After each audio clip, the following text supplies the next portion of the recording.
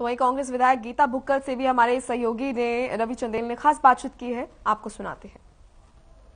सभा शीतकालीन सत्र से ठीक पहले कांग्रेस विधायक दल की बैठक हुई और इस बैठक में किन मुद्दों पर चर्चा की गई, इस विषय पर चर्चा करने के लिए हमारे साथ मौजूद हैं कांग्रेस विधायक गीता भुक्कल। हम सबसे पहले ये बताएं कि किन किन मुद्दों को लेकर जो है वो सरकार को घेरने का इस बार प्रयास किया जाए। देखिए, आदरणीय चौधरी भूपेंद्र सिंह हुड्डा जी जो हमारे लीडर ऑफ अपोजिशन हैं, उन्होंने सीएलपी की मीटिंग इस विधानसभा के सत्र से पहले कई बार ली और आज भी ली। बहुत सारे ऐसे महत्वपूर्ण मुद्दे हैं। सरकार हर क्षेत्र में पूरी तरह से फेल हुई है। भारतीय जनता पार्टी और जसपा ने कॉमन मिनिमम प्रोग्राम बनाए जाने की बात कही थी, जो उन्होंने नहीं बनाया।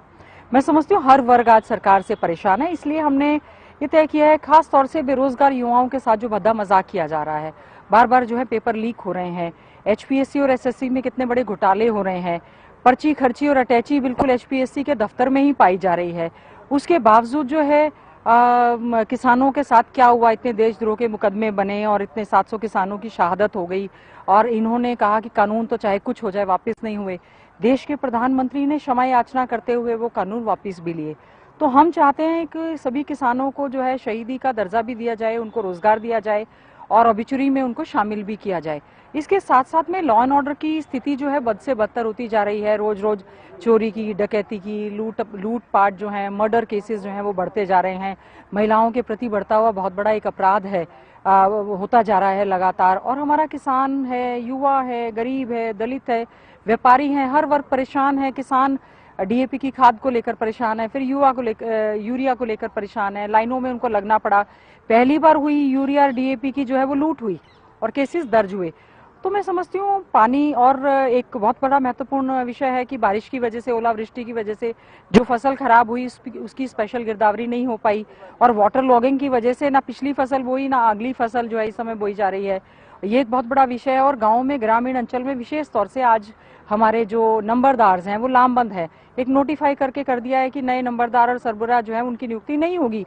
तो सभी के हितों पर कुठाराघात करने का जो सरकार ने काम किया है, पूरी तरह से हम लोग सरकार को घेरने का काम करेंगे। विधानसभा सत्र से ठीक पहले जो है विपक्ष, चाहे हम कांग्रेस की बात करें, इनेलो की बात करें, लगातार जो है वो विधानसभा का घेराव करने का प्रयास कर रहा है। मौजूदा समय में भी वहां पे घेराव जो है वो बाकायदा किया गया है। इसके अलावा राज्यपाल को भी ज्ञापन सौंपे गए हैं, आपकी तरफ से भी सौंपे गए हैं, कांग्रेस की तरफ से भी सौंपे गए हैं और आज जो है वो इनेलो की छात्र इकाई द्वारा भी सौंपे गए। किस तरीके से देखते हैं इस भर्ती फर्जीवाड़े को? देखिए, इस सरकार की नीयत में खोट है। हमें इनकी तो नीयत पर ही शक होता है। ये नहीं चाहती कि हरियाणा के युवाओं को रोजगार मिले। 28 से ज्यादा पेपर लीक हुए, एसआईटी की गठन की बात कही, जांच की बात करी, निकल कर के आया डबल सिफर। और अब जो है, अब ये कह रहे हैं कि हम बड़ी ईमानदारी के साथ भर्ती हम लोग कर रहे हैं, कोई पर्ची खर्ची नहीं है पिछली सरकार को। इनके तो दफ्तर में केवल मात्र एक एचएएस ऑफिसर को टर्मिनेट करने से क्या, जो इनके ऊपर प्रदेश के ऊपर जो दाग लगा है, एचपीएससी और मुख्यमंत्री और पूरे सरकार पर जो दाग लगा, क्या वो मिट जाएगा? ये बहुत बड़ा मुद्दा है। एचपीएससी को घेराव भी किया गया, विधानसभा का घेराव भी कर रहे हैं। आज मैं समझती हूँ हर वर्ग परेशान है और सरकार इस समय गठबंधन की सरकार जो है ठगबंधन लग रही है। इनका मजबूरी का एक ऐसा गठबंधन है, जो वायदे मैनिफेस्टो में किए थे उन पर इनका बिल्कुल भी कतई ध्यान नहीं है। लेकिन उसके अलावा लोगों को गुमराह करने के लिए कई नोटिफिकेशंस करते हैं। जैसे स्टेट यूनिवर्सिटीज हैं, उनकी ऑटोनॉमी को लेकर पिछली बार हमारा कॉल अटेंशन लगा था, तो ईएम ने कहा था ना तो हमने कराया ना हम आगे करें। अभी 3 महीने भी नहीं बीते और उन्होंने दोबारा से जो है उसकी भर्ती को यूनिवर्सिटी की ऑटोनॉमी पर अटैक करने का काम किया। तो इस तरह के तमाम मुद्दे रहेंगे जिनको हम विधानसभा में उठाएंगे और हम चाहते हैं सभी विपक्षी दल जो है एकजुट होकर, वैसे तो कांग्रेस ही एक विपक्षी दल है, एकजुट होकर हम सरकार को पूरी तरह से घेरने का काम करेंगे। और अगर हमारी बात नहीं सुनी जाएगी तो हम सदन को कतई भी चलने नहीं देंगे।